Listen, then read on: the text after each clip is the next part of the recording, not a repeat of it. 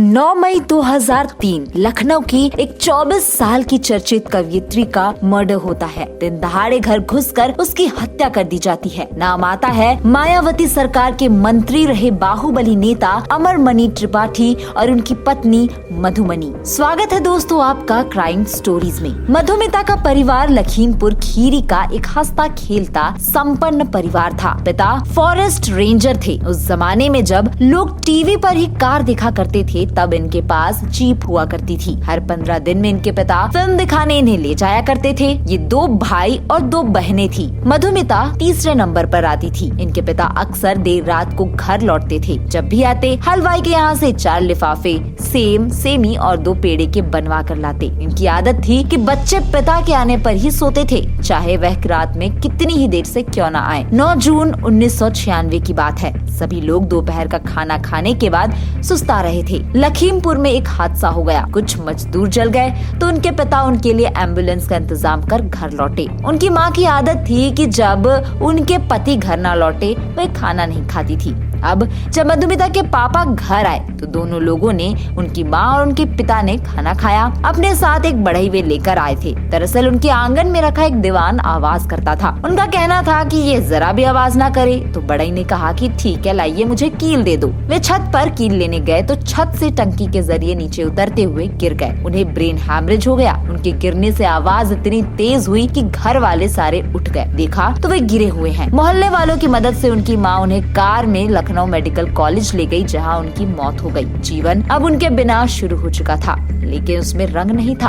अब उनकी माँ न तो बच्चों को मारती न रोकती टोकती। बच्चे भी कुछ बेलगाम से हो गए। वे अपने ही गम में डूबी रहती। उनके पिता की जगह माँ को नौकरी ऑफर तो हुई, लेकिन उनकी माँ ने कहा कि जहाँ उनके पिता काम करते थे वहाँ मुंह उघाड़े वहाँ काम नहीं करूंगी। रुपए पैसे की कोई कमी थी नहीं, इसलिए उन्होंने नौकरी नहीं की, लेकिन वे पढ़ी लिखी थी। उन्होंने MA और LLB किया हुआ था। पिता की पेंशन, बगीचे और जमीनों से आने वाले पैसों से जिंदगी कट रही थी। और यहाँ से शुरू होती है मधुमिता की कहानी। मधुमिता जीवन भर क्लास में टॉपर रही। ईश्वर ने उसे सब कुछ दिया था, दिमाग, रूप रंग, सौंदर्य। वह इतनी ज्यादा खूबसूरत थी कि उस पर से नजरें नहीं हटती थी किसी की। वह उस समय इंटर में थी कि घर में एक चिट्ठी आई कि आपको कवि सम्मेलन में बुलाया जा रहा है। उनकी माँ ने मना कर दिया कि देखो मधु, तुम्हारे पापा को तुम्हारा कविता पढ़ना पसंद नहीं था। दरअसल जब उनके पिता जिंदा थे तो सब लोग लखीमपुर में ही दशहरे के मेले में गए थे। वहाँ हर साल कवि सम्मेलन भी होता था। उसके आयोजक उनके पिता के दोस्त थे, तो वे लोग सबसे आगे बैठे हुए थे। वहाँ कवि सम्मेलन चल रहा था तो मधुमिता ने कहा कि वह भी मंच पर से कविता सुनाएगी। तो उनके पिता ने उससे कहा कि पागल हो क्या तुम,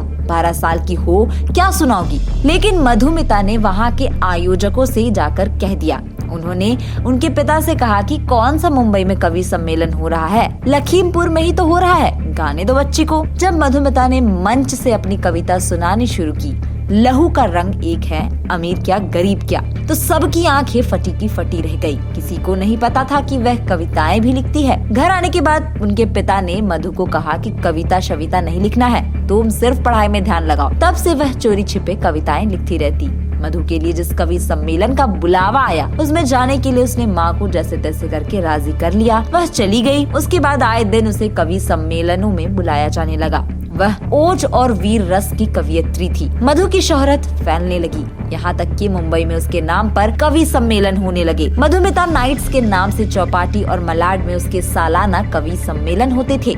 लोग बारिश में उसे सुनने के लिए खड़े रहते। चारों ओर से पैसा, शोहरत बरस ही रहा था। उस जमाने में उसे 35 से 40 हजार रुपए मिलते थे।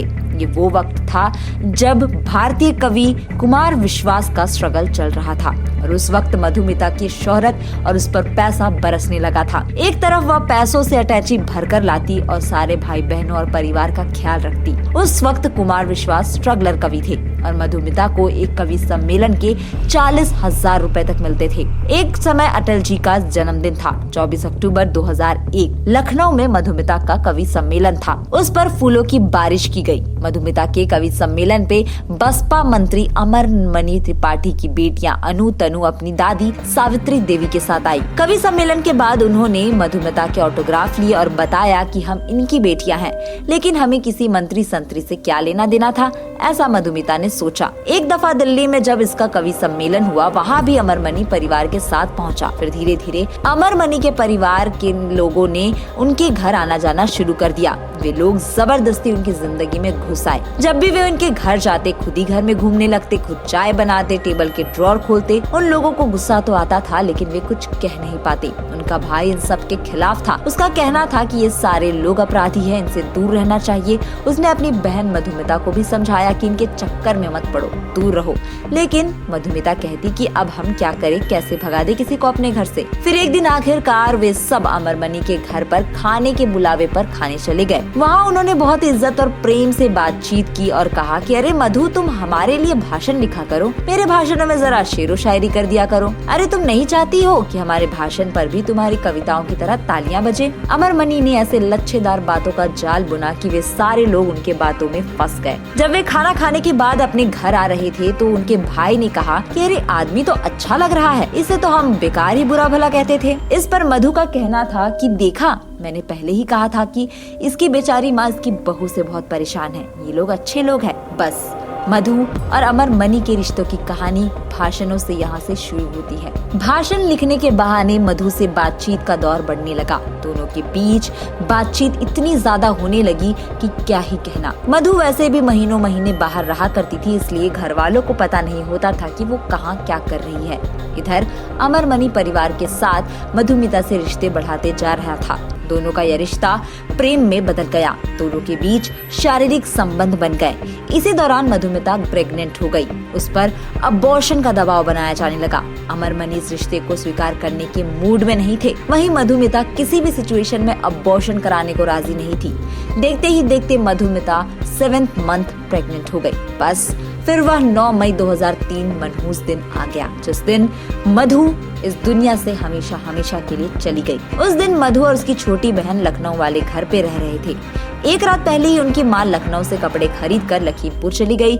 दोनों ने सुबह सुबह चाय पी। उनकी छोटी बहन दोपहर को दाल चावल मधु के साथ खाया। फिर मधु ने उससे कहा कि धूप बहुत तेज है, उसका बाजार जाने का मन नहीं, तो वो निशांतगंज बाजार भाइयों के लिए कपड़े खरीदने अकेले चले जाए।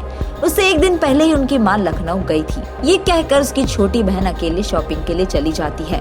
जब वो वापस लौटी, मधु की लाश पड़ी थी। बगल के कमरे से आवाज आई कि दीदी दरवाजा खोलो। उनका नौकर उस कमरे में बंद था। जब उसने वो दरवाजा खोला तो उनके नौकर ने बताया कि कोई सत्यप्रकाश नाम का आदमी दीदी से मिलने आया था, और जब दीदी मिलने गई तो सत्यप्रकाश नाम के उस आदमी ने अंदर से कुंडी लगाकर मुझे कमरे में बंद कर दिया।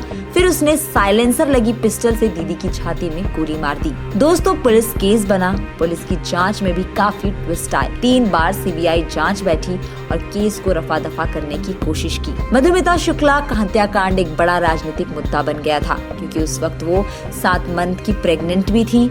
साथ ही साथ जब डीएनए टेस्ट किया गया, पता चला कि वो बच्चा अमरमणि का ही था। 2003 में आरोपी अमरमणि को गिरफ्तार किया गया। बाद में उनकी पत्नी की संलिप्तता का भी पता चला तो उन्हें भी गिरफ्तार किया गया। दोनों ने ही मिलकर इनकी हत्या की। हाल ही में इन्हें जेल से रिहा कर दिया गया है, लेकिन मधुमिता के परिवार वालों का कहना है कि वे कभी जेल में रहे ही नहीं। अपनी सत्ता का इस्तेमाल कर वे जेल के बाहर घूमते, आराम से अपने घरों में पड़े रहते।